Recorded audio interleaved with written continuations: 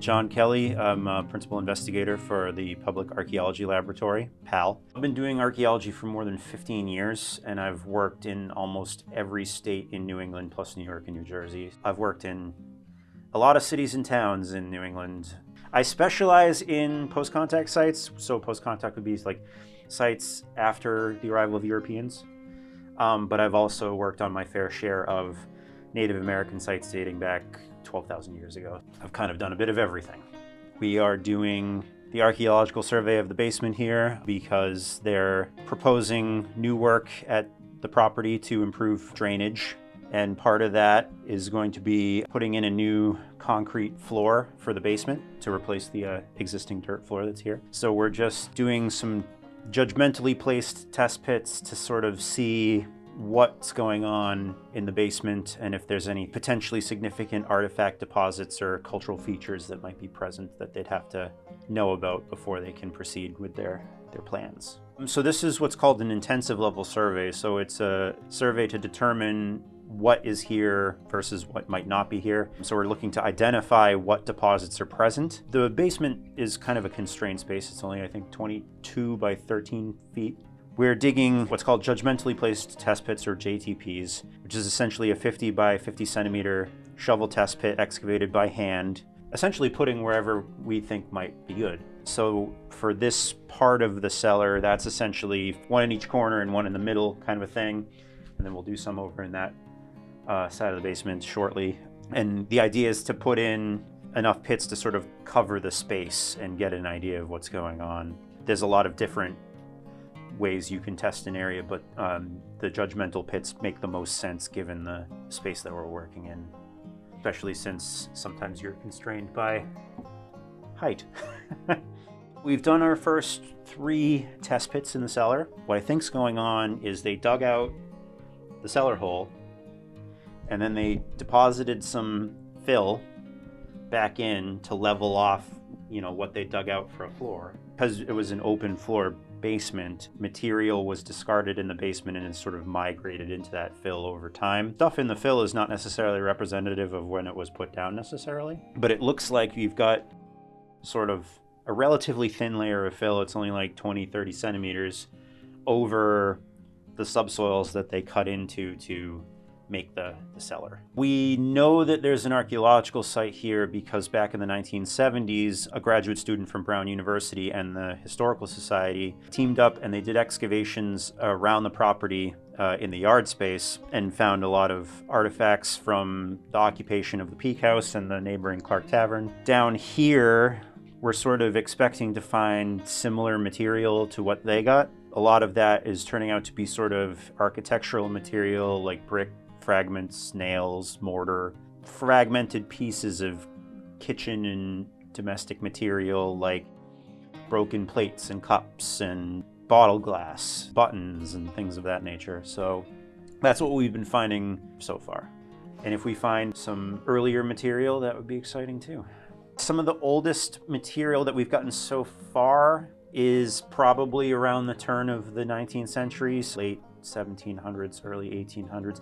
We haven't really gotten anything prior to the Revolution yet, and it's mostly been stuff from the 1800s with a little bit of stuff from the 20th century, more recent stuff mixed in. You can see there's even some styrofoam and plastic around that you can easily see on the surface in addition to some of the other material.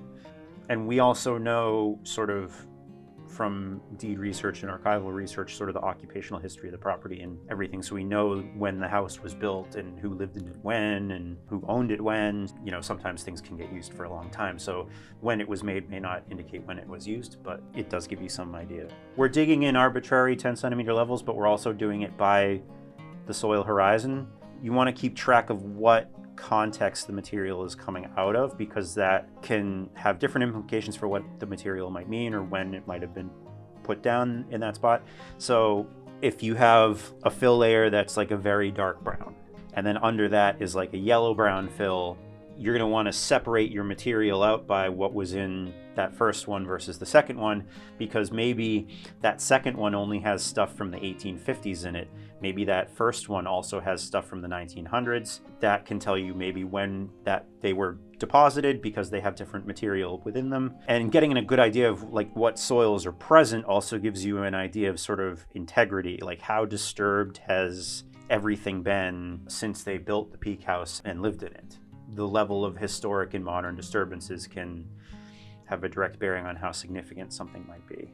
For each test pit, we work in a pair, and so we'll take turns. One person will dig, one person will sift. And essentially what we do is every 10 centimeter level, we'll sift the dirt, and any artifacts that are remaining in the screen we'll bag up. Some artifact classes can tell you more than others. So some things that we're just sort of sampling, pieces of, or nails. A billion nails going to tell you that like 5 couldn't tell you. So we'll save 5 and then note how many roughly there were and say we'll take a nail sample 5 of 30. Other things like a bunch of small fragments of brick, we'll just say brick was present, we didn't save any of it. More diagnostic things would be stuff like ceramic material, glass. We know their ranges when they were manufactured. So a certain ceramic, you might be able to tell from the design on it or the type that, oh, this one was made between 1830 and 1860. So it gives you a good idea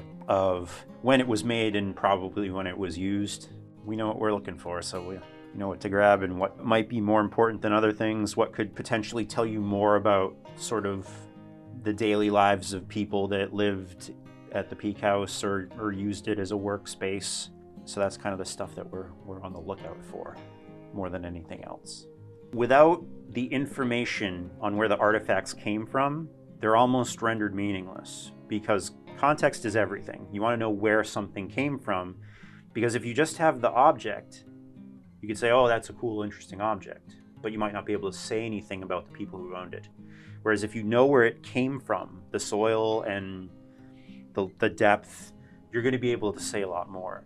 What we do when we bag things is we'll bag things by the level and soil horizon that we took them out of so that our lab staff know that information. And the tag essentially will have what pit we recovered it from, what the depth was, and what the soil was, so that they have all that information for their catalog. And then once things are cataloged and it's in our database, then we can search for, well, I want to see everything that was in the bottom fill.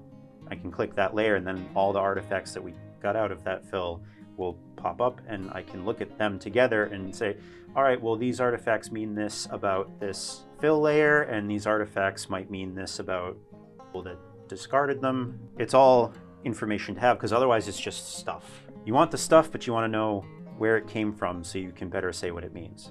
When we're done with our excavations, all the artifacts that we've collected will get sent to our laboratory facility. They'll get cleaned and they'll get cataloged, and then we'll have an even better idea once our lab staff has gone through it of, what's going on and what we have, so we can make some better interpretations about what we think's going on, and then we'll write a report and send our findings off back to the Peak House Heritage Center so that they'll know what they got going on and what our recommendations are for the material we found in the proposed project. Sites like this that we know one of the oldest standing houses in the Commonwealth, when you can link the artifacts to a building like that and to the people that lived in it, and it can tell you even more about the past and how people lived. How did wealthy people live versus people that weren't so well off, and how did that change over time? And it's all very fascinating to me, so I think it's all a very important